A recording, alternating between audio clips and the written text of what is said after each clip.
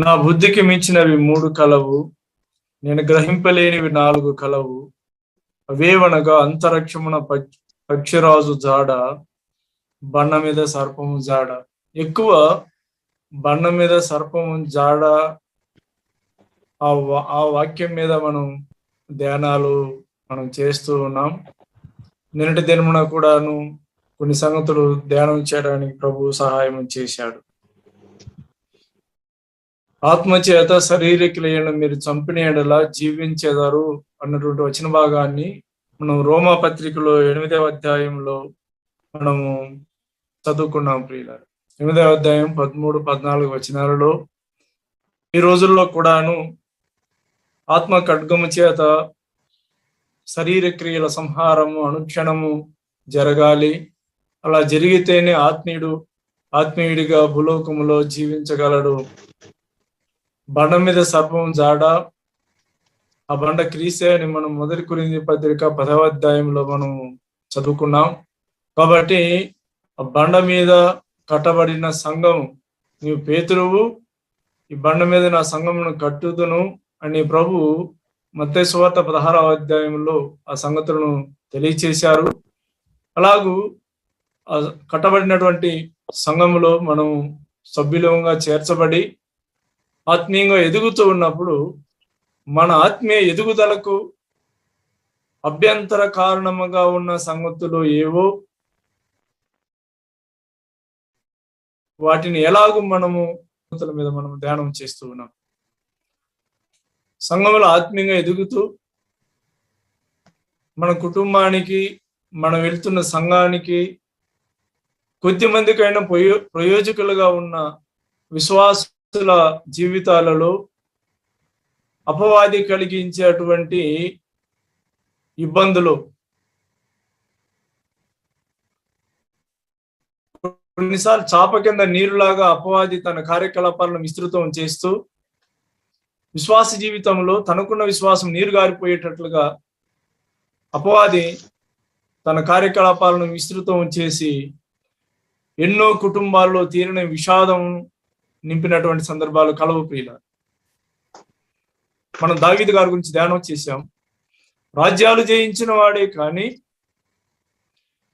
కుటుంబ విషయానికి వచ్చేసరికి మాత్రము ఎంత నష్టం జరిగిందో మనం అక్కడ ధ్యానం చేశాం. అమ్నోను తామారుని ఇష్టపడడం, ఆమె శీలాన్ని చెడపడం, తదనంతరము దాని కొరకై పగ తీర్చుకోవడానికి అబ్షాలోము అమ్నోనుని చంపడం, హంతకులుగా మారారు. కాబట్టి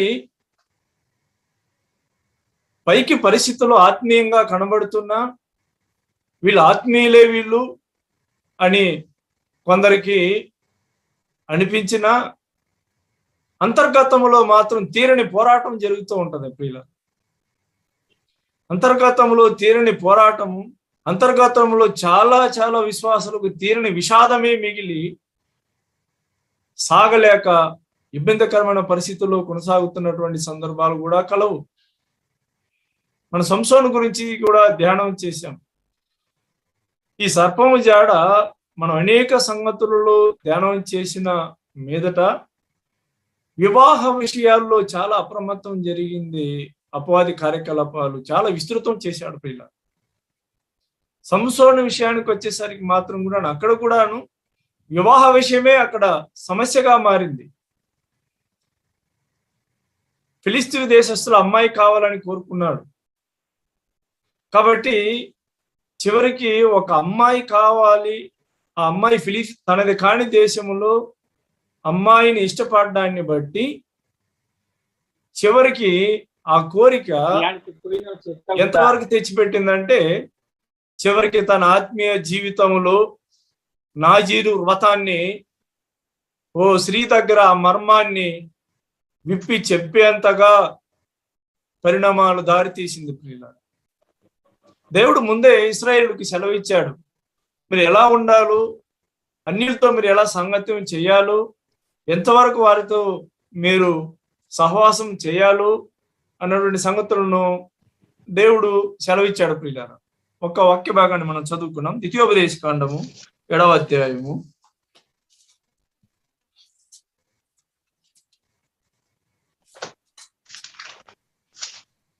ద్వితీయోపదేశ కాండము 7వ అధ్యాయం మొదటి వచనము నేను చదువుతున్నాను. నీవు స్వాధీనపరచుకొనబో దేశములోనికి నీవు దేవుడైన యెహోవా నిన్ను చేర్చి బహు జనములను అనగా సంఖ్యకును బలమునకును నిన్ను మించిన హిత్తీయులు, గిర్గాషీయులు, అమోరీయులు, కనానీయులు, ఫెరిజీలు, హివీలు, యబూషీయులను 7 జనములను నీ ఎదుటి నుండి వెళ్ళగొట్టిన తరువాత నీ దేవుడైన యెహోవా వారిని నీకు అప్పగించినప్పుడు నీవు వారిని హతము చేయవలెను, వారిని నిర్మూలన చేయవలెను. వారితో నిబంధన చేసుకొనకూడదు, వారిని కనికరింపకూడదు, నీవు వారితో వియ్యమందకూడదు,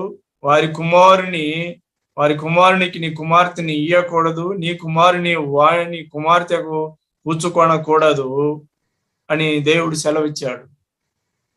అలా ఒకవేళ జరిగితే పరిణామాలు ఎలా ఉంటుందో 4వ వచనం చెబుతున్నాడు. నన్ను అనుసరింపకుండా ఇతర దేవతలను పూజించున్నట్లు నీ కుమారుని వారు మళ్లించుదురు, అందును బట్టి యెహోవా కోపాగ్ని నీ మీద రగులుకొని ఆయన నిన్ను త్వరగా నశింపజేయును అని ఉంది. ఈ స్త్రీలు హృదయాన్ని మళ్లించేటువంటి ప్రక్రియలో మహారాజులు అనబడిన వారు కూడా ఎవరు అతీతులు కారండి. సొలొమోను మహారాజే కానీ సొలొమోను రాజు అని వారేం కనికరింపలేదు కదా. రాజు హృదయం కూడా తిప్పబడింది. రాజు కూడాను మొదటి రాజుల గ్రంథము 11వ అధ్యాయంలో మనం చదువుకున్నాము. వారు 700 మంది భార్యలు, 300 మంది ఉపపత్నులు తమ తమ తమ దేవతలను పూజించినట్లుగా సొలొమోను హృదయమును వారు త్రిప్పివేశారు. ఆ స్త్రీలు వారి హృదయాన్ని త్రిప్పివేశారు. ప్రియుల మహారాజు కానీ ఆ విషయంలో మహారాజే కానీ మహారాజు అన్న కనికిరము అపవాదికి దయాదాక్షిణ్యాలు ఏమి ఉండవండి. వీరి సంఘ పెద్ద పిల్లలు, సువార్థికుల పిల్లలు, రాజుల పిల్లలు అన్న దయాదాక్షిణ్యాలు ఎక్కడ అపవాదికి ఉండదు. ప్రియుల బయట భౌతికంగా సంఘంలో అవసరమైతే మనం ఈయన సంఘ పెద్ద కుమారుడు, సంఘ పెద్ద కుమార్తె అని మనం గౌరవించి వారిని మర్యాదించగలమేమో కానీ అపవాదికి ఎవరు అతీతులు కాదు. నష్టం చేయడం మొదలు పెట్టాలనుకున్నప్పుడు ఆ కుటుంబం ఎంత ఆత్మీయమైన కుటుంబం అయినా పర్వాలేదు, నష్టం చేయడం మొదలు పెడితే చివరికి మనం తేరుకునేసరికి అక్కడ ఏమీ మిగిలి ఉండదు మనం చేయడానికి. అలా అపవాది నష్టాన్ని కలిగిస్తాడు. అంత గొప్ప రాజైన సొలొమోను హృదయాన్నే వారు త్రిప్పివేశారంటే ఆ స్త్రీలను అపవాది ఎంత ప్రభావితం చేశాడో ఒకసారి మనం ఆలోచించేయాలి. సంసోను నాజీరు వ్రతాన్ని దెలీలా దగ్గర పడుకొని ఆ మర్మాన్ని అంతా విప్పి చెప్పాడండి. ఆ చెప్పకూడని మర్మం అది. మర్మాన్ని కూడా బయట పెట్టి భంగపడేంతగా ఎందుకు పరిణామాలు దారి తీసింది? కేవలము ఒక అన్య స్త్రీని ఆశించి ఆమెను పెళ్లి భార్యగా చేసుకోవాలని అనుకోవడాన్ని బట్టి. కాబట్టి వివాహ విషయాల్లో మాత్రం చాలా జాగ్రత్తగా ఉండాల్సిన బాధ్యత ఉన్నది ప్రియులారా.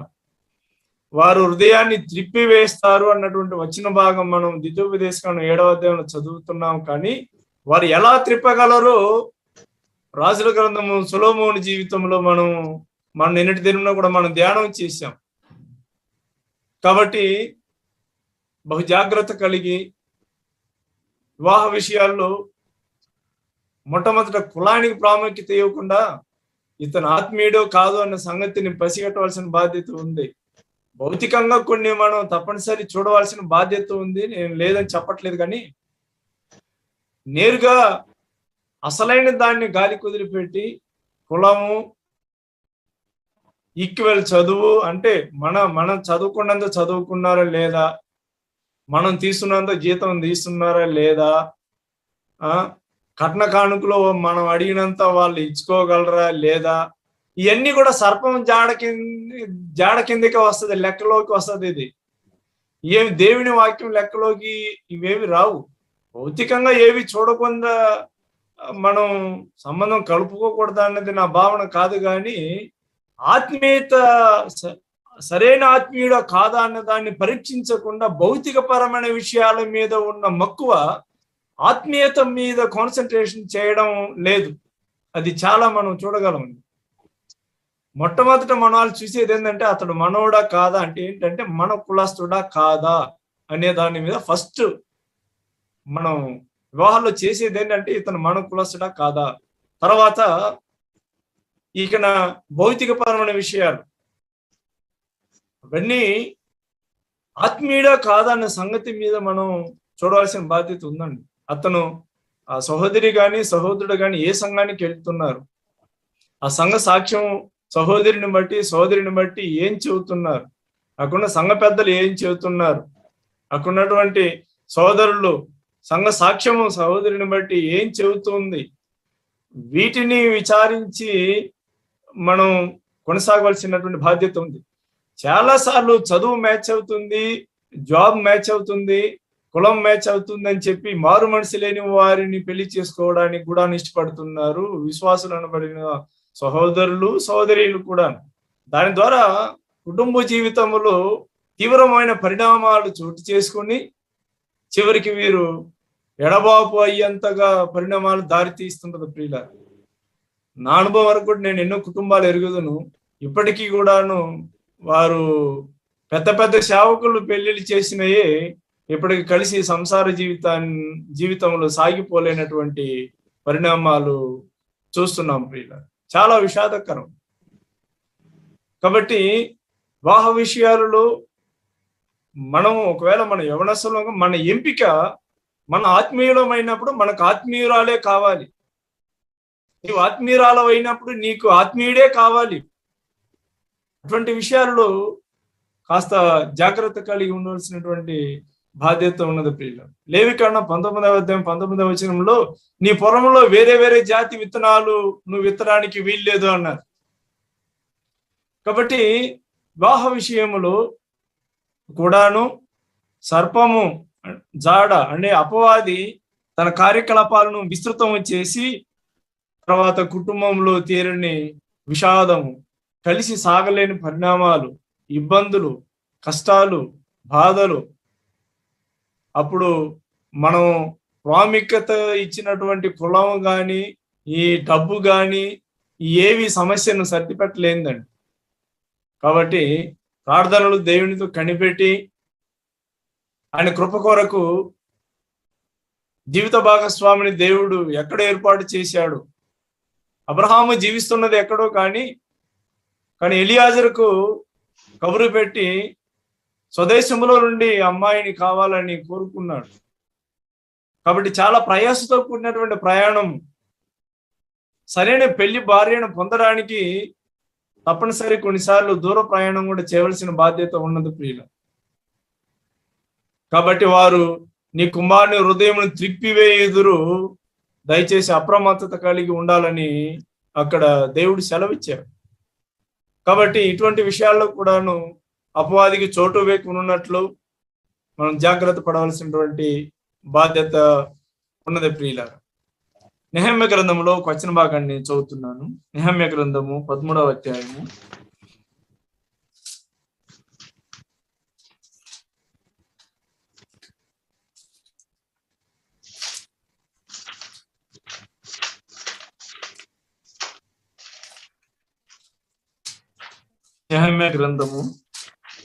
13వ అధ్యాయము 4వ వచనం.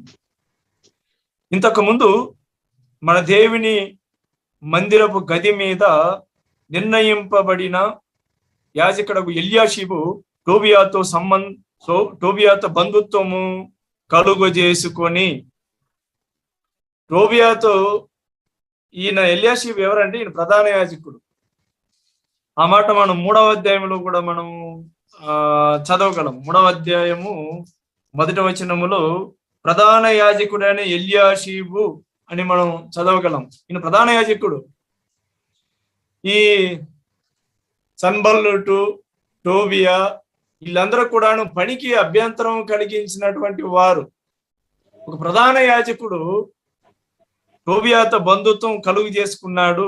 జరిగిన పరిణామాలు ఏంటి? 5వ వచనం, నైవేద్యమును, సాంబ్రాణిని, పాత్రలను, గింజలలో 10వ భాగమును, క్రొత్త ద్రాక్షారసమును, లేవీలకును, గాయకులకును, ద్వారపాలకులకును ఏర్పడిన నూనెను, యాజకులకు తేవలసిన ప్రతిష్ఠిత వస్తువులను పూర్వము ఉంచు స్థలమునొద్ద అతనికి ఒక గొప్ప గదిని సిద్ధము చేసి ఉండెను. ఆ సమయంలో నేను యెరూషలేములో ఉండలేదు.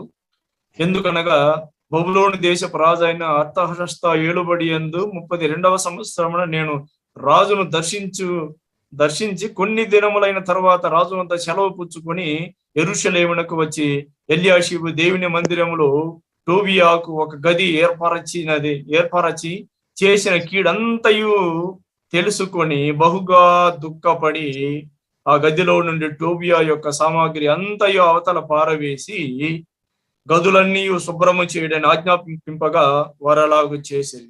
పిమ్మట మందిరపు పాత్రలను, నైవేద్య పదార్థములను, సాంబ్రాణిని నేను అక్కడికి మరలా తెప్పించి తిని, మరియు లేవీలకును రావాల్సిన పాళ్ళు వారికి అందకపోవుట చేత సేవ చేయు లేవీయులను, గాయకులను తమ పొలములకు పారిపోయిరని తెలుసుకొని, మందిరములో ఉండకూడని వారు వచ్చి చోటు కలిగించుకున్నారంటే ఆత్మీయులకు నష్టం జరుగుతుంది. ప్రియుల, టోబియా వచ్చాడు, అన్ని ఆగిపోయింది. బంధుత్వం కలుగుకున్నాడు ఓ ప్రధాన యాజకుడు. సంఘ పెద్దలు, సేవకులు, అనుభవం కలిగిన వారు మాదిరి చూపవలసిన వీరే మార్గం తవ్వితే మరి సామాన్యుల పరిస్థితి ఏంటి? అందుకే మనం కీర్తన గ్రంథంలో ఒక మాట చదవగలం, పునాదులు పాడైపోగా నీతిమంతులు ఏం చేయగలరు? పునాదులు బాగా బలంగా ఉండవలసిన వారే బలహీనులుగా మారిపోయినప్పుడు, మాదిరిగా ఉండవలసిన వారే మాదిరిని కోల్పోయినప్పుడు మరి సామాన్యుల పరిస్థితులు ఏంటి? ఓ ప్రధాన యాజకుడే చేయకూడిన పని చేసి, అది మందిరములో అతన్ని తీసుకువచ్చి అతనికి ఒక గొప్ప గది కట్టి, లేవీలు తమ తమ పొలానికి వెళ్ళిపోయారు. పరిచర్య చేయవలసినటువంటి లేవీలు వారి వారి పొలమును పారిపోవడానికి ఏంటి కారణాలు? అక్కడ లోకాస్తునికి అవకాశం ఇచ్చారండి. అతను వచ్చాడు, అతను కూర్చున్నాడు. ఆత్మీయులకు నష్టం జరిగింది. ఎవరింటికి వారు వెళ్ళిపోయారు. కాబట్టి దయచేసి ఇటువంటి విషయాల్లో మనం అప్రమత్తత కలిగి ఉండవలసిన బాధ్యత ఉన్నది. ప్రియుల, మనం మాదిరి కలిగి మన కుటుంబ జీవితంలోనైనా సంఘ జీవితంలో ఉన్నప్పుడు మన వల్ల ఇబ్బంది కలగకున్నట్లు మనం జాగ్రత్త పడవలసిన బాధ్యత ఉన్నది. దశంభాగం రావట్లేదు, ఆగిపోయింది. ఎవరింటికి వారు లేవీలు వెళ్ళిపోయారు, పరిచర్య ఆగిపోయింది.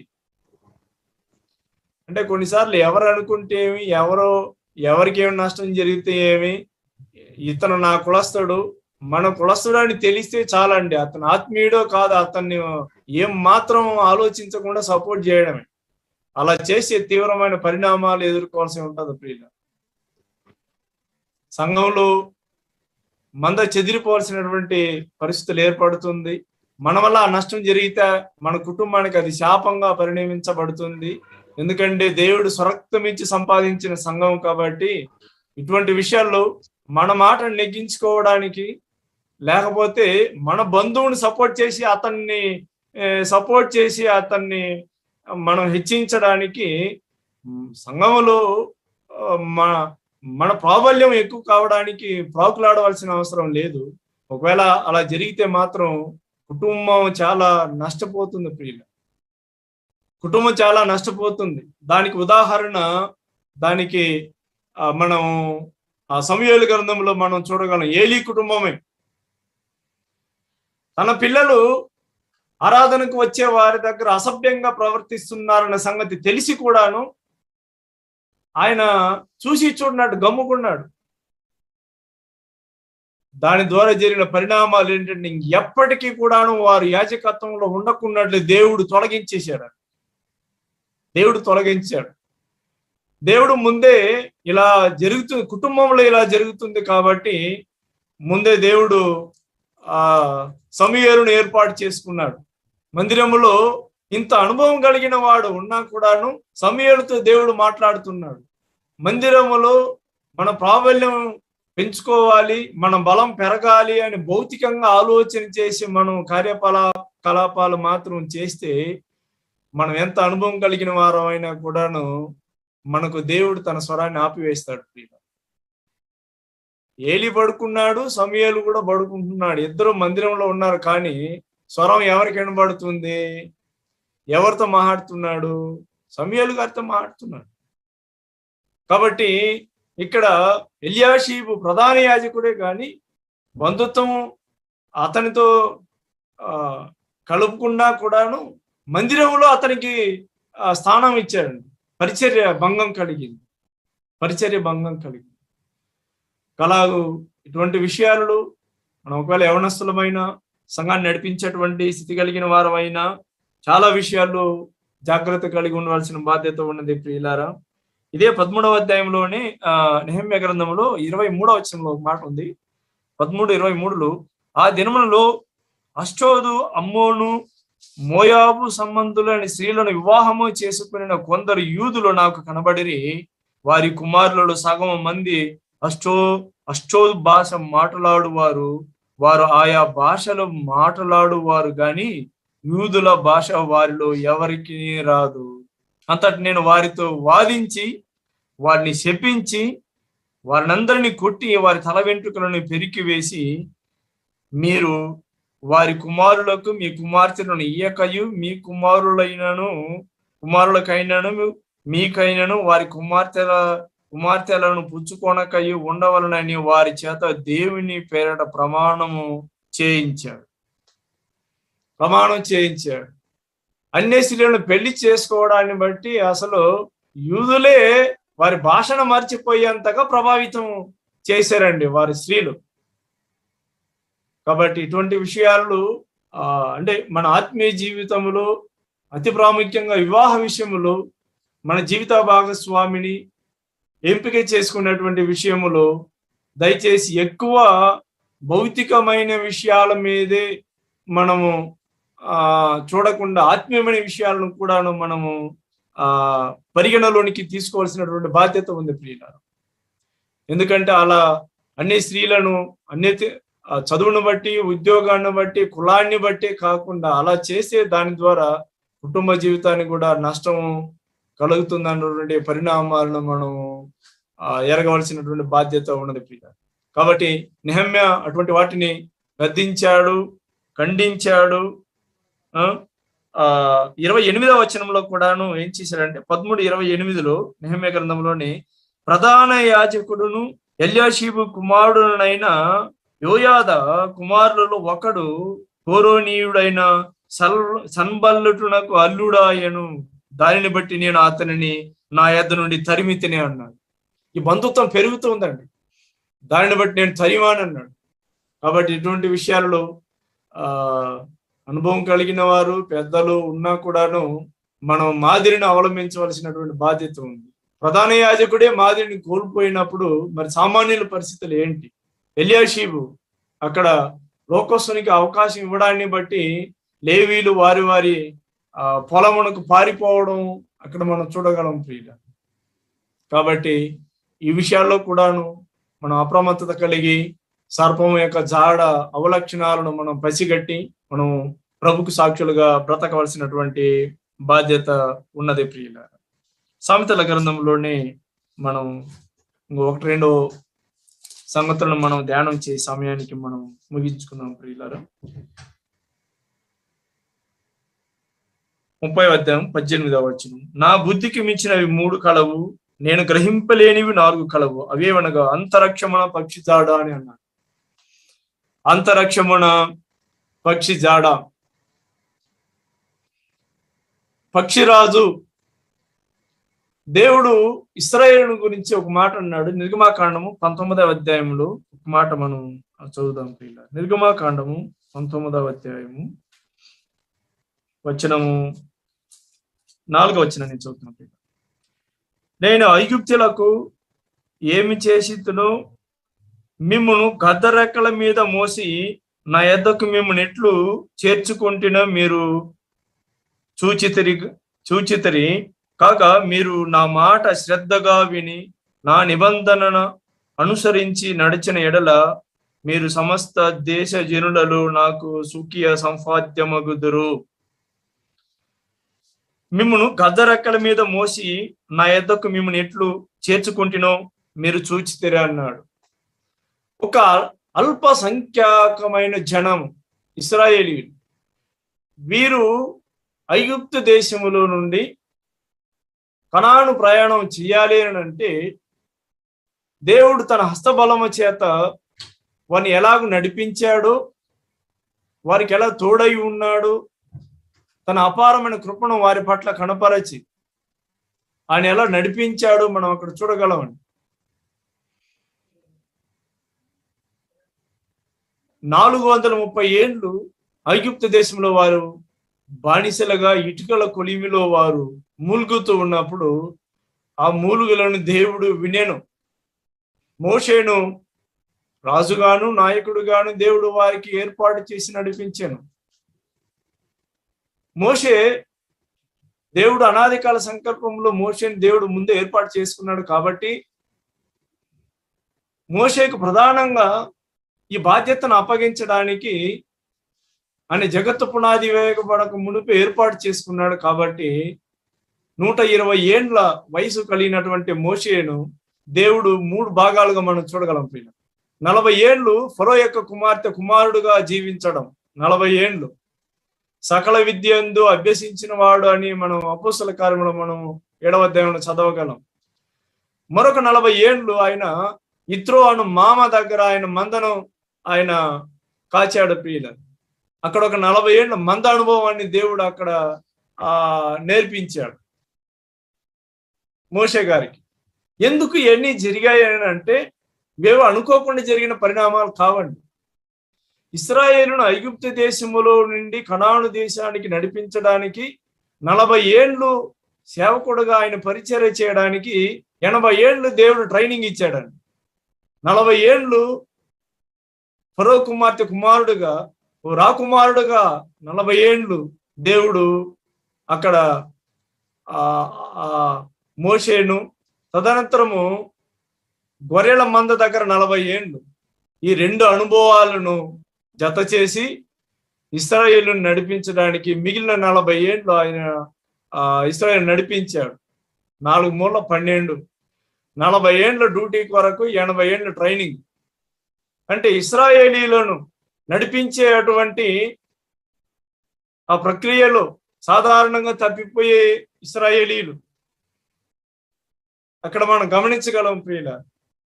కాబట్టి 40 ఏండ్ల సేవా జీవితంలో ఒక బలమైన నాయకుడుగా దేవుడు వాడుకోవడానికి 80 ఏళ్ళు ట్రైనింగ్ ఇచ్చాడు దేవుడు. ఒక రాకుమారుడిగా ఎలా ఉంటుందో ఆ జీవితాన్ని రుచి చూపించాడు.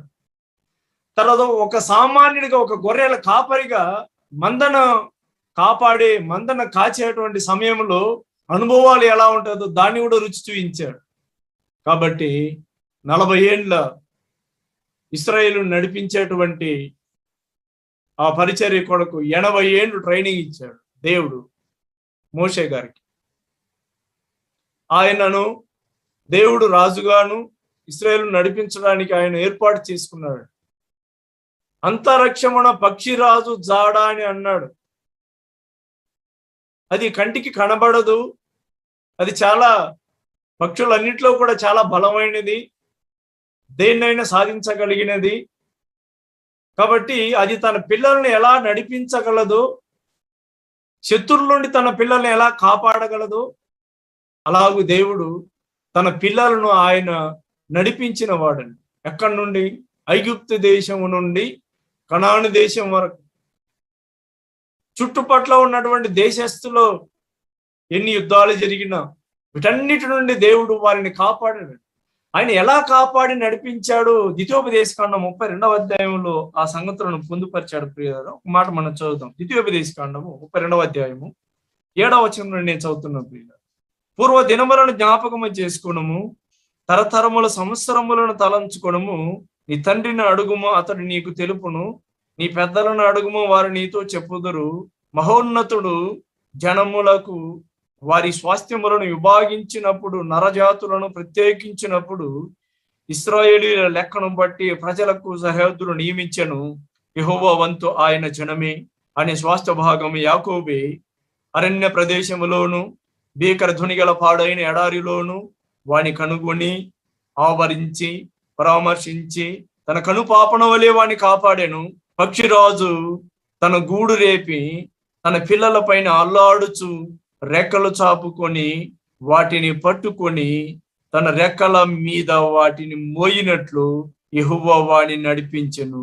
యెహోవా మాత్రము వాని నడిపించెను. ఎలా నడిపించాడండి?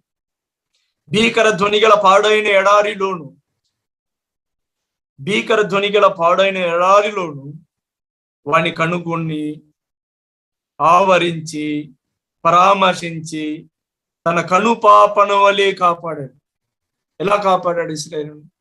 తన కనుపాపన వలె కాపాడి, పక్షిరాజు తన గూడు రేపి తన పిల్లల పైన అల్లాడుచు రెక్కలు చాపుకొని వాటిని పట్టుకొని తన రెక్కల మీద వాటిని మోయినట్లు యెహోవా వారిని నడిపించాడు. దరిదాపు 20 లక్షల మంది అండి. 20 లక్షల మంది వారి ప్రయాణము కనాను దేశానికి సుఖవంతం కావాలి అంటే ప్రభు తన అపారమైన కృపను వారి పట్ల కనపరిచి, వారు వేసుకున్న చెప్పులు అరిగిపోలేదండి. ఎవరే కూడా కానీ మోషే దగ్గరకు వచ్చి, ఇదిగోనయ్యా నా అంగీ చినిగిపోయింది, ఇది కుట్టుకోవాలని ఎవరు కూడా రాలేదండి. అంటే సూది దారముతో అవసరమే లేకుండా చేశాడు దేవుడు. ప్రభు ఆశ్చర్య కార్యాలు మానవుని ఊహకు అందనిది. ప్రభు అద్భుత కార్యాలు కాబట్టి వారు వేసుకుని చెప్పులు అరిగిపోలేదండి. మనం 3 నెలలకు జత కొనుక్కుంటుంటాం. 40 ఏళ్ళు ప్రయాణములు ప్రభు తన అపారమైన కృపను కనపరిచాడు. ఈ జీవన మరణ పోరాటములో కనాను ప్రవేశించాలి అంటే, కనానులో కాలు పెట్టాలంటే అరణ్య మార్గం గుండా ప్రయాణం చేయక తప్పట్లేదు ప్రియుల. అరణ్య అనుభవము, ఎడారి అనుభవము, లోయ అనుభవము దేవుడు వారికి రుచి చూపించాడు. అంటే వారిని ఏదో ఒక బైపాస్ రోడ్ లాగా కాలుకు రాయి తగలకుండా చాలా సవ్యంగా అనుభవంలోని కాదండి. కనానులో వారు ప్రవేశించాలంటే అరణ్య అనుభవము, ఎడారి అనుభవము, ఆకలి కేకల ఆర్తనాదాలు, దాని విలువలు, అన్ని పాఠాలు దేవుడు వారికి నేర్పాడు ప్రియుల. ప్రతి వాటిని నేర్పాడు. దాహం, ఆకలి వీటిని నేర్పాడు. దాని అవసరత తీర్చాడు ప్రభువే. బండను కొట్టగా మనం ధ్యానం చేశాం ప్రియుల. బండను కొట్టగా ఆయన వారి దాహం తీర్చాడు. ఆ బండ క్రీస్తే అని మనం ధ్యానం చేశాం. మనం కూడా పరలోకపు కణానులో మనం ప్రవేశించాలంటే ఈ భూలోక యాత్రలో ఎన్నో ఆటుపోట్ల గుండా, ఎన్నో ఇబ్బందుల గుండా, ఎన్నో కష్టాల గుండా, ఎన్నో అవమానాలు, ఎన్నో నిందలు, వీటి గుండా మనం ప్రయాణం చేయవలసినటువంటి బాధ్యత ఉన్నది ప్రియుల. ప్రభు తన అపారమైన కృపను వారి పట్ల కనపరిచాడు. వారిని ప్రత్యేకంగా ఏర్పాటు చేసుకున్నాడు. పక్షిరాజు తన గూడు రేపి తన పిల్లల పైన అల్లాడుచు రెక్కలు చాపుకొని వాటిని పట్టుకుని తన రెక్కల మీద వారిని మోయినట్లు దేవుడు వారిని నడిపించాడు. అది మానవుని ఊహకు అందనిది. ఈ రోజులో మన ప్రయాణం చేయాలంటే ఒక రోజు ప్రయాణానికి మన ఏర్పాట్లు మామూలుగా ఉండదండి. కానీ ఆనాడు వారు ప్రయాణములు దేవుడు వారికి తోడై ఉండి వారి ఆకలి తీర్చి తన హస్తబలము చేత వారిని నడిపించాడండి. వారి కణాను ప్రయాణం సుఖవంతం కావడానికి ప్రభువే కారకుడు, ప్రభువే నడిపించిన విధమును మనం చూడగలం. మనం కూడా పరలోకపు కణాన్ని చేరాలి అంటే భూలోకములో ప్రభుకు సాక్షులుగా మనం జీవించవలసినటువంటి బాధ్యత ఉన్నది ప్రియుల. ప్రభు మనకు కొన్నిసార్లు మన పట్ల కలిగి ఉన్నటువంటి ఆలోచన అదెంతో అతీతమైనది ప్రియుల. 1 కొరింథీయులకు రాసిన పత్రిక 2వ అధ్యాయంలో ఒక మాట నేను చదివి ముందుకు సాగుతాను. కొరింథీయులకు రాసిన మొదటి పత్రిక 2వ అధ్యాయము వచనము 9వ వచనం. ఇందును గూర్చి దేవుడు తను ప్రేమించు వారి కొరకు ఏవి సిద్ధపరచను, అవి కంటికి కనబడలేదు, చెవికి వినబడలేదు, మనుష్య హృదయమునకు గోచరం కాలేదు అని రాయబడి ఉన్నది. మన పట్ల ఆయన సంకల్పం అలా ఉంటుందండి. ఆయన ఉద్దేశం అలా ఉంటుంది ప్రియ. ఆయన ఆశ్చర్య కార్యాలు అలా ఉంటుంది ప్రియ. కొన్నిసార్లు అన్నీ చాలా ఇబ్బందికరంగానే అనిపిస్తుంటది, కానీ మన పట్ల ఆయన కలిగి ఉన్నటువంటి తన్ను ప్రేమించు వారి కొరకు ఆయన సిద్ధపరచినవి అవి కంటికి కనబడదు, చెవికి వినబడదు, మనుషుని హృదయంలో గోచరం కాదు. మన విషయంలో దేవుడు అలాగే ఆయన సంకల్పం కలిగి ఉంటాడు. అలాగే ఇశ్రాయేలు విషయంలో ఆయన సంకల్పం కలిగి ఉన్నాడు. పక్షిరాజు వలె ఆయన వారిని నడిపించాడు. ఆయన కనానులో వారిని ప్రవేశపెట్టాడు. అరణ్య మార్గము గుండా, శత్రుల గుండా, ప్రతి విధమైన నష్టము, ప్రాణ భయము ఎన్ని ఉన్నా కూడాను దేవుడు పగలు వారికి మేఘ స్తంభంగాను, రాత్రి అగ్ని స్తంభంగాను ఉండి వారికి తోడై ఉన్న దేవుడు నేడు మన విశ్వాస జీవితంలో కూడాను దేవుడు మనల్ని నడిపించి పరలోకపు కణాలలో చేరడానికి ప్రభు తానే తోడై ఉండి నడిపించును గాక. 3వ మాట చదువుతున్నాను ప్రియులారా, 19వ వచనం. బండ మీద సర్పము జాడ, నడి సముద్రమున ఓడ జాడ అని అన్నాడు. నడి సముద్రములో ఓడ జాడ. మనం చూడగలం సముద్రం అంటేనే లోకం. అది ఎప్పుడు ప్రశాంతంగా ఉండదు, అది ఎప్పుడు నెమ్మదిగా ఉండదు, ఎల్లప్పుడూ కొట్టిమిట్టాడుతూ ఉంటది.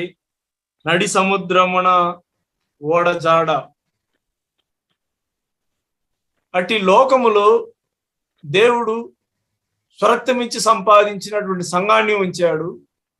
చాలా చాలా విశాలమైనటువంటి సముద్రం. భూమి చాలా తక్కువే కానీ సముద్రం చాలా ఎక్కువ మనం గమనించగలం. ఇంత విశాలమైనటువంటి సముద్రములు చాలా ఈ నావ ప్రయాణం చేయాలి. 6 పూట్ల గుండా ప్రయాణం చేస్తూ ఉన్నప్పుడు, సముద్రములో నావ ప్రయాణం చేస్తున్నప్పుడు సముద్రపు నీరు అడవులోనికి రావడానికి వీల్లేదు ప్రియులారు. అప్రమత్తత కలిగి ఉండవలసినటువంటి బాధ్యత ఉంది. దేవుడు తను స్వరక్తం ఇచ్చి సంపాదించినటువంటి సంఘములో దేవుడు మనల్ని ఉంచాడు ప్రియులారు. ఆయన స్వరక్తం ఇచ్చి సంపాదించిన సంఘములో ఒక సభ్యులుగా మనల్ని దేవుడు ఏర్పాటు చేశాడు. కాబట్టి భూలోకములో ఆయన సంఘాన్ని ఆయన స్థాపించాడు. స్థాపించిన నాటి నుండి మనం అపోస్తల కార్యం 1వ అధ్యాయంలో మనం చూడగలం. స్థాపించినటువంటి సంఘము వేగం పుంజుకున్నదండి, వేగం పుంజుకున్నది. అపోస్తలుడైన పేతురు గారు ప్రసంగించినప్పుడు ఒక్క ప్రసంగం ద్వారానే దరిదాపు 8,000 మంది మారు మనసు పొందారు. 3,000 మంది. కొరింథీయులకు రాసిన 2వ పత్రిక 4వ అధ్యాయంలో ఒక మాట ఉంది, అక్షరము చంపును, ఆత్మ జీవింప చేయును అన్నటువంటి మాట ఉంది. కొరింథీయులకు రాసినటువంటి 2వ పత్రిక 4వ అధ్యాయంలో అక్షరము చంపును, ఆత్మ జీవింప చేయను ఆ మాట, ఒక మాట మనం చదువుదాం ప్రియులారా.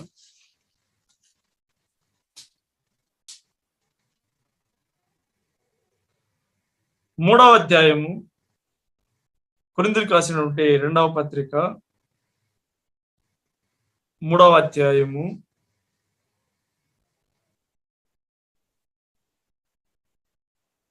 వచనము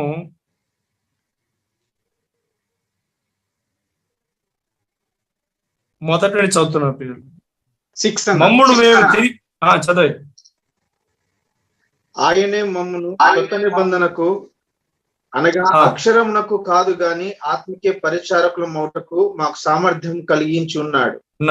అక్షరము చంపును గాని ఆత్మ జీవింప చేయును. అది అక్షరము చంపును ఆత్మ జీవింప చేయును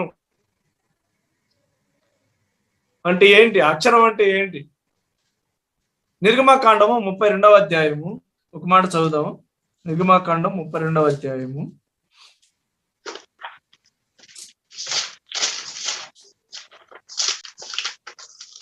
వచనము 25 నుండి చదువుతున్నా ప్రియుల. 32:25.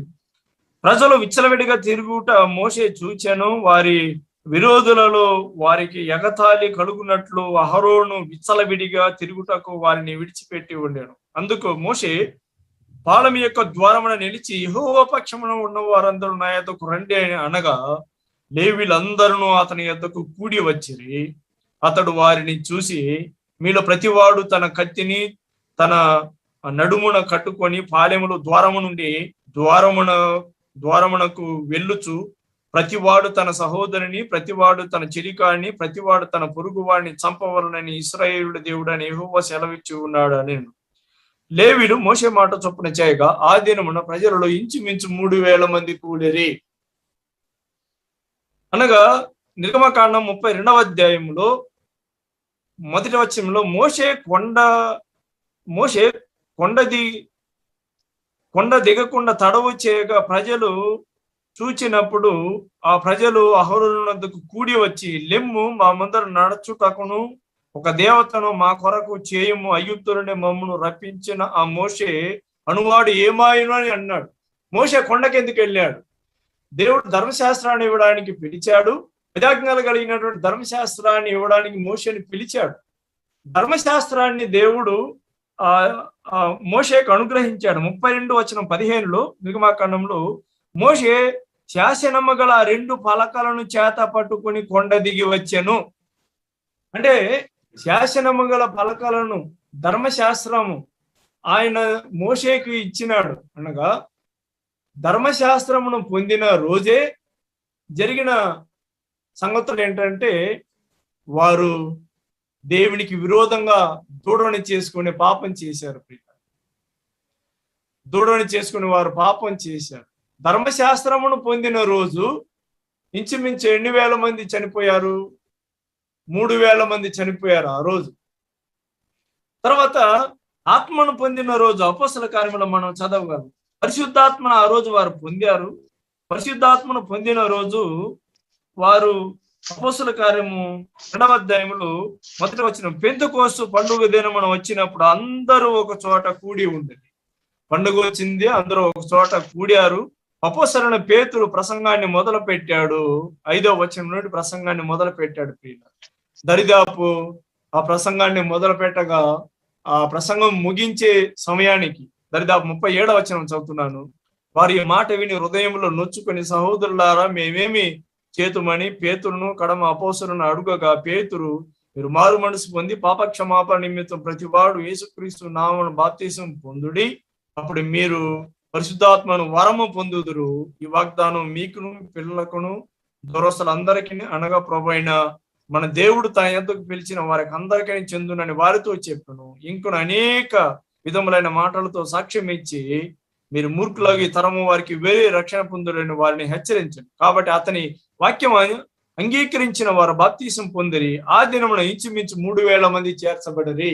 ధర్మశాస్త్రమును పొందిన రోజు ప్రజలు దేవునికి విరోధంగా పాపం చేసి విచ్చలవిడిగా వారు తిరగడాన్ని బట్టి ఆ రోజు 3,000 మంది ఇంచుమించు చనిపోయారు. అనగా మనం కొరింథీ పత్రిక 3వ అధ్యాయంలో మనం చదువుకున్నామే, అక్షరము చంపును ఆత్మ జీవింప చేయును. కాబట్టి అక్షరము అనగా ధర్మశాస్త్రం పొందిన రోజు దరిదాపు వారు 3,000 మంది దేవునికి అవిధేయులై వారు చనిపోయారు. ఆత్మను దేవుడు అనుగ్రహించిన రోజు వారు 3,000 మంది ఏం చేయబడ్డారు? చేర్చబడ్డారు. ఈ చనిపోయే వారి సంఖ్య ధర్మశాస్త్రములో, పాత నిబంధనల గ్రంథములో మనము ఈ సంఖ్య పెరగడాన్ని మనం చూడగలమండి. సంఖ్యాకాండ 16వ అధ్యాయంలో మోషే అహరోనులకు విరోధంగా వారు లేచారు. 16వ అధ్యాయము ఒక మాట చదువుదాం. 16వ అధ్యాయము సంఖ్యాకాండం 16వ అధ్యాయం వచ్చి 41 చదువుతున్నాను. 49. కొరహు తిరుగుబాటున చనిపోయిన వారు గాక 14,700 మంది ఆ తెగులు చేత చనిపోయారు. 32వ అధ్యాయం నిర్గమకాండంలో 3,000 మంది, ఇక్కడ దరిదాపు 14,700 మంది చనిపోయారు. చనిపోయే వారి సంఖ్య పెరుగుతూ ఉంది. కానీ ఇక్కడ మనం అపోస్తల కార్యంలో మనం 2వ అధ్యాయంలో మనం చదువుకున్నాం కదా. 2వ అధ్యాయంలో 3,000 మంది వారు బ్రతికించబడ్డారు, అనగా రక్షణ పొందారు. 4వ అధ్యాయం 4వ వచనంలో అపోస్తల కార్యంలో వాక్యం వినిన వారిలో అనేకులు నమ్మిరి, వారిలో పురుషుల సంఖ్య ఇంచుమించు 5,000 అని అన్నాడు. అంటే పరిశుద్ధాత్మ తన కార్యాన్ని చేయడం మొదలు పెట్టాడు. ఆత్మదేవుడు అపోస్తల కార్యం 1వ అధ్యాయంలో ప్రభువు తన శిష్యులకు చివరి మాటలు చెబుతూ ఆయన ఆరోహణుడు అవుతూ ఉండగానే పరిశుద్ధాత్మ ఏం మాత్రం కూడాను ఆలస్యం చేయకుండా ఆయన భూలోకానికి దిగి వచ్చాడు. తన కార్యకలాపాలను ఆత్మదేవుడు మొదలు పెట్టాడు. అపోస్తలుడు పేతురు గారు వాక్య ప్రకటన చేయగా 3,000 మంది రక్షణ పొందారు. తదనంతరము 5,000 మంది రక్షణ పొందారు. తర్వాత లెక్కకు మించి అనగా లెక్క వేయడానికి కూడా మించినంతగా వారు రక్షణ పొందారు. కాబట్టి సంఖ్యాకాండం 16వ అధ్యాయంలో 14,700 మంది, మనం పోయిన పాఠంలో మనం ధ్యానం చేసుకున్నాం. సంఖ్యాకాండం 25వ అధ్యాయంలో 8,000 మంది, దరిదాపు 24,000 మంది చనిపోయారు.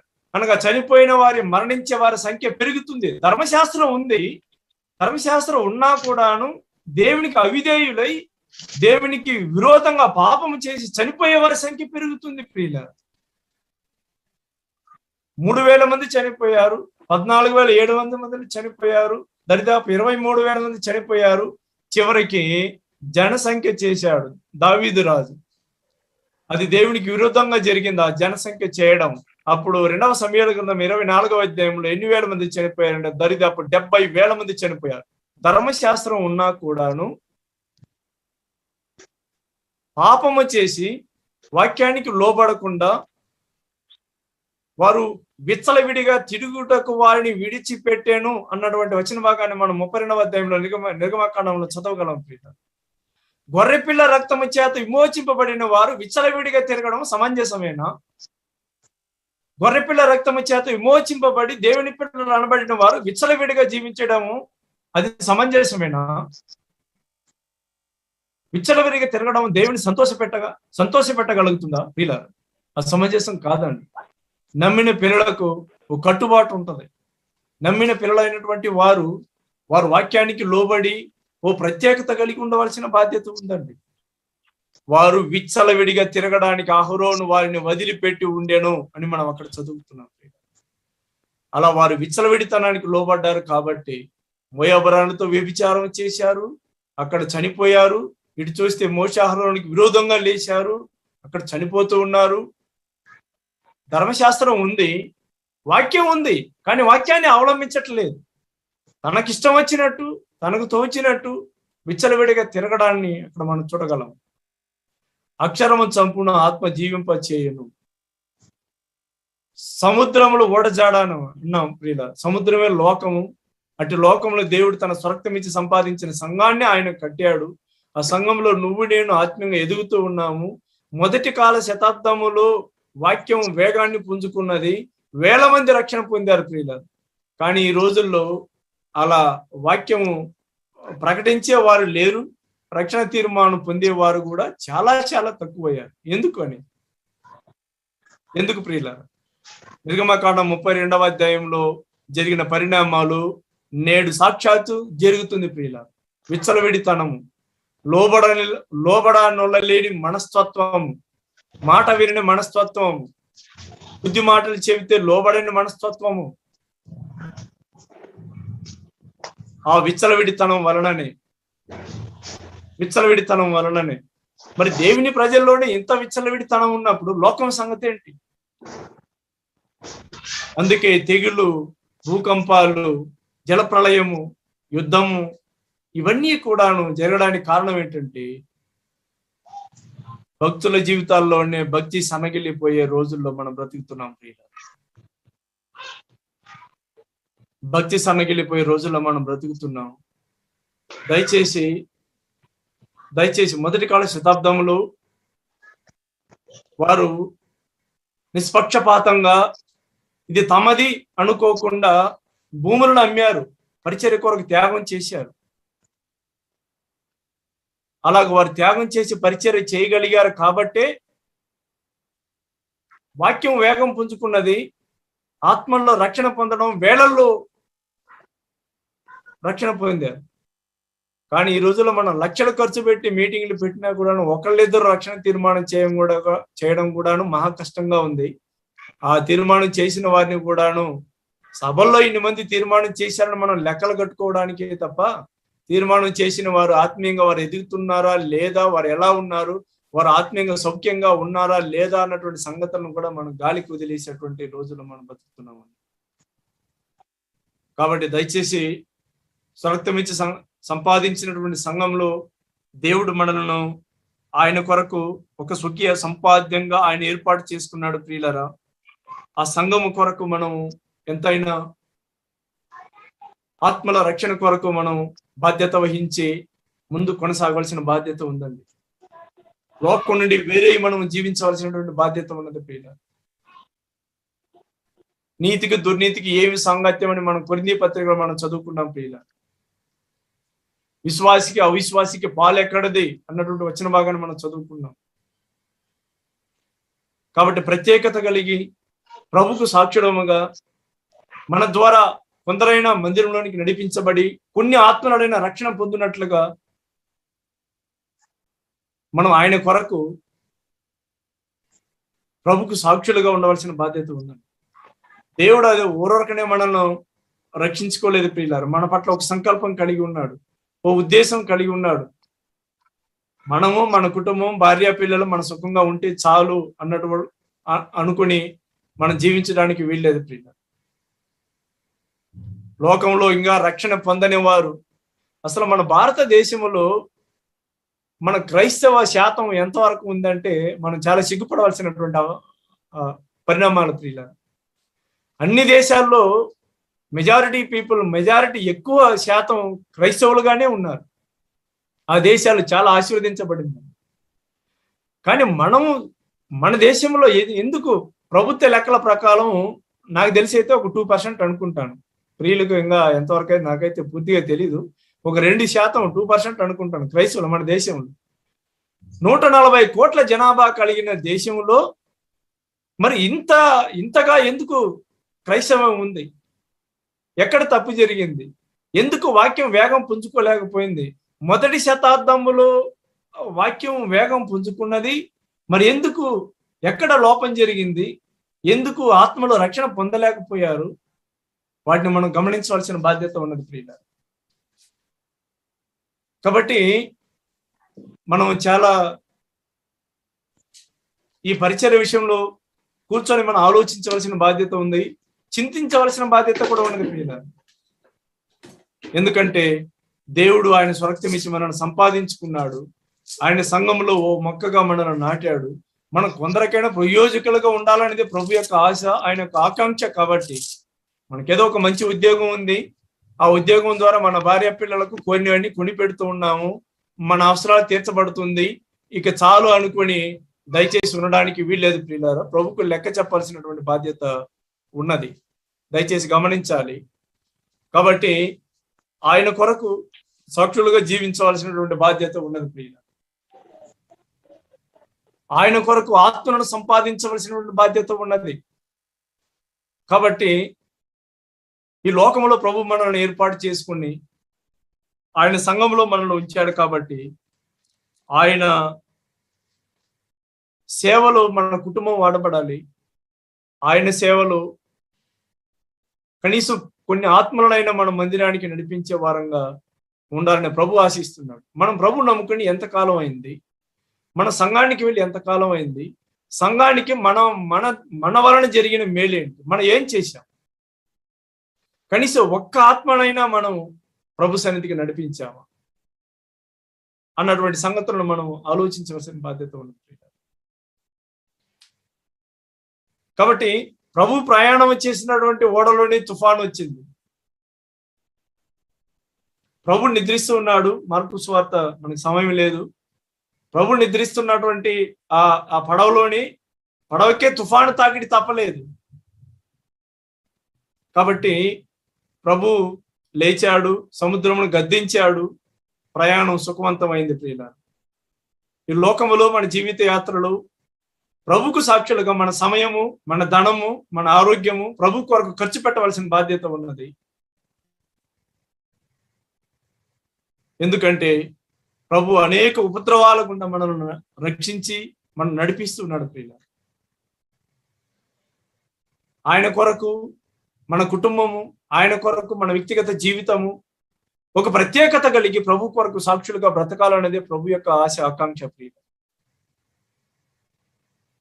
నోవహు కాలంలో దేవుడు ఓడ నిర్మాణం చేశాడు. సురక్షితంగా వారిని కాపాడాడు, సురక్షితంగా వారిని పోషించాడు, సురక్షితంగా వారిని నడిపించాడు. ప్రియులారా, ఒక మాట చదివి నేను ముగిస్తాను. ఆదికాండము 6వ అధ్యాయంలో సమయం అంది. ఒక మాట ఆదికాండము 6వ అధ్యాయము 16వ వచనాన్ని నేను చదువుతున్నాను. 6:16లో ఆ ఓడకు కిటికీ చేసి పైనుండి మూరెడు క్రిందికి దాన్ని ముగించవలెను, ఓడ తలుపు దాని ప్రక్కన ఉంచవలెను, క్రింది అంతస్తు, 2వ అంతస్తు, 3వ అంతస్తు గలదిగా దానిని చేయవలెను అని అన్నాడు. 3 అంతస్తుల ఓడ. మనమైతే బెడ్రూమ్కి ఒక గది, మెయిన్ డోరు, చాలా గదులకు ప్రతి గదికి తలుపులు ఉంటది. కానీ 3 అంతస్తు అయినా దీనికి ఓడకు మాత్రం తలుపు ఒకటే. చాలా తలుపులు ఉన్నాయని అనుకోవడానికి లేదు, ఒక తలుపే ఉంది. ఒక ద్వారం గుండానే వారు ప్రయాణం లోపలికి వెళ్ళాలి. ప్రియులారా, ఒక ద్వారం గుండా వెళ్ళిన వారు 3 అంతస్తులతో సత్సంబంధం కలిగి వారు ఎలా ఉంటారో అలాగూ మొదటి అంతస్తు, 2వ అంతస్తు, 3వ అంతస్తు అన్నాడు. అంటే దాని అర్థం ఏంటంటే తండ్రి, కుమార, పరిశుద్ధాత్మ త్రియేక దేవుడిని చూపిస్తూ ఉన్నది. అది త్రియేక దేవుడు. ఓడ నిర్మాణం జరిగింది కానీ తలుపు మాత్రం ఒకటే. ఎక్కడ పడితే అక్కడ తలుపులు దేవుడు పెట్టించలేదు. 16వ అధ్యాయంలో దాని వివరణ ఇచ్చాడు. ఆ ఓడకు కిటికీ చేసి పైనుండి మూరెడు క్రిందికి దానిని దించవలెను, ఓడ తలుపు దాని ప్రక్కన ఉంచవలెను అన్నాడు. ఓడ తలుపులు అని లేదు అక్కడ, ఓడ తలుపు అని ఉంది. ఒకటే ద్వారం ఓడలో ప్రవేశించాలంటే. వారందరూ ఓడలో ప్రవేశించడానికి ద్వారం ఒకటే. అందుకే స్వార్థలో ప్రభు అన్నాడు, నేనే ద్వారము, నా ద్వారా తప్ప ఎవరు లోపల ప్రవేశించడానికి వీలు లేదు. కాబట్టి ఒక ద్వారం గుండా వెళ్ళి 3 అంతస్తులకు ఎలాగైతే మొదటి అంతస్తు, 2వ అంతస్తు, 3వ అంతస్తులకు సత్సంబంధం కలిగి ఉంటారు, అలాగూ ప్రభువు నమ్మిన వారు, ప్రభు ద్వారా రక్షణ పొందిన వారు, తండ్రి, కుమార, పరిశుద్ధాత్మ త్రియేక దేవునితో సహవాసం కలిగి వారు ప్రభు కొరకు సాక్షులుగా జీవించగలరు. ప్రియులారా, ఎన్ని ఒత్తిడి వచ్చినా, జల ప్రళయం వచ్చినా కూడాను ఆ జల ప్రళయం యొక్క ఆ తాకిడిని ఓడ అనుభవించింది కానీ ఓడలో ఉన్నవారు సురక్షితంగా ఉన్నారు. ప్రియులారా, అలాగూ మన ప్రయాణమును దేవుడు సురక్షితంగా నడిపించువాడు. ఓడలో ఉన్న వారికి ఎలాగైతే సురక్షితను దేవుడు అనుగ్రహించాడు, అలాగే దేవుడు మనల్ని సురక్షితంగా నడిపించగలడు.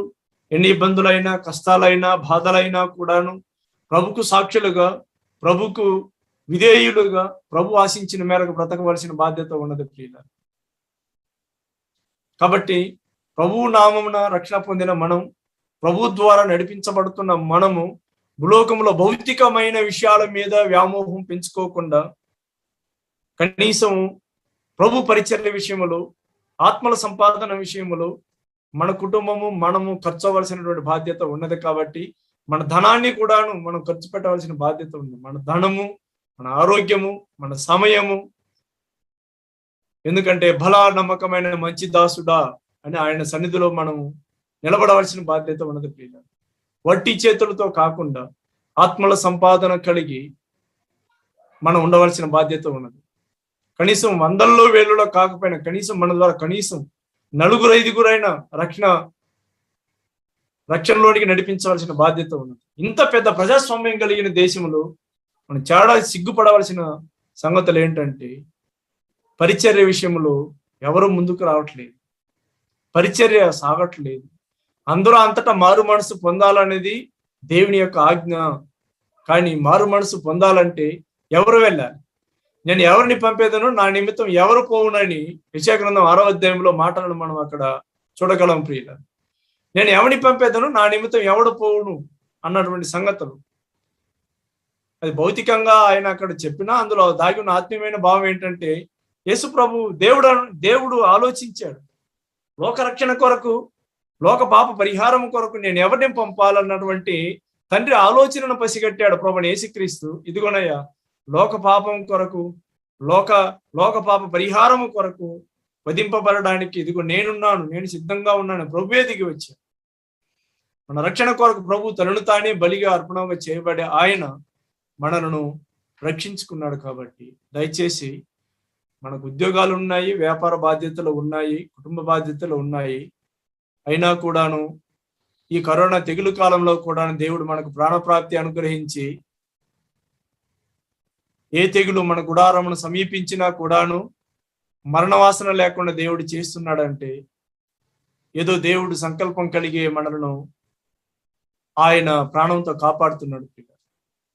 ఈ కరోనా తెగులు వలన దరిదాపు 20 ఏళ్ల వయసు కలిగిన యవనస్తులు, 25 ఏళ్ల వయసు కలిగిన యవనస్తులు చనిపోయిన సందర్భాలు కలవండి. నమ్ముకున్న అంటే సంఘస్థల్లోనే చాలా విషాదం. మరి నిన్ను నన్ను దేవుడు ఎందుకు ఈ తెగుల్లో కూడా ఎందుకు కాపాడాడు? ఈ తెగుల్లో కూడా మన మైండ్ సెట్ మారవలసిన బాధ్యత ఉన్నది. ఆలోచన విధానంలో మార్పు రావాలి. ఏ తెగులు నీ గుడారం సమీపించకుండా అని అన్నాడు. ఒకవేళ సమీపించిన ప్రాణ నష్టం లేకుండా దేవుడు కాపాడుతున్నాడంటే మన పట్ల దేవుడి ఆలోచన, సంకల్పం కలిగి ఉన్నాడు. మన ద్వారా ఏదో జరగవలసిన పరిచర్య ఉంది కాబట్టే దేవుడు మనల్ని మిగిల్చాడు. లేకపోతే మనమేం గొప్పవారేమని కాదు, మనమేం అతీతులము కాదు. ప్రియుల, మనకంటే వయసులో చిన్నవారు చనిపోతూ ఉన్నప్పుడు మనమేం గొప్ప వాళ్ళమని కాదు. కానీ మన ద్వారా జరగవలసిన పరిచర్య ఏదో ఇంకా మిగిలి ఉంది. అది జరిగించడానికి దేవుడు మనల్ని కాపాడాడు, ప్రాణప్రాప్తి అనుగ్రహించి నడిపిస్తున్నాడు. కాబట్టి దయచేసి గమనించి, ఈ మహా తెగులు కాలంలో మనల్ని దేవుడు కాపాడి నడిపిస్తున్నాడు అంటే దేవుని కాపుదలను, దేవుని కృపను మనం ఎరిగిన వారమై ప్రభు కొరకు మనం సాక్షులంగా బ్రతకవలసిన బాధ్యత ఉన్నది. పిల్లలు, అలాగూ మనం జీవించడానికి ప్రభు మనకు సహాయం చేయను గాక. ఈ వాక్య భాగాన్ని దేవుడు దీవించును గాక.